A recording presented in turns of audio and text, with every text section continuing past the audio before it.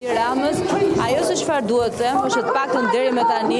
organizatorët kanë bërë me dije që protesta nuk do të ndalojë, nuk do të jetë gushti pushimit për të hyuar në shtator, por të jetë çdo ditë në orën 19 duke bërë thirrje të gjitha atyre të cilët mund të kenë aludime që mund të kemi një ndërprerje të protestës, nuk do të ketë ndërprerje sipas tyre, por të vijojë çdo ditë derisa Edi Rama të jap dorëheqjen sipas objektivit të tyre. Një tjetër fjalim të cilët kanë mbajtur organizatorët si në sheshin Skënderbej, por dhe këtu përpara kryeministrisë, duke thënë që ata të cilët kanë ushtruar ditën e djeshme dhunë te komisariati numër 3 nuk janë antar apo nuk janë organizatorë të protestës qytetare, por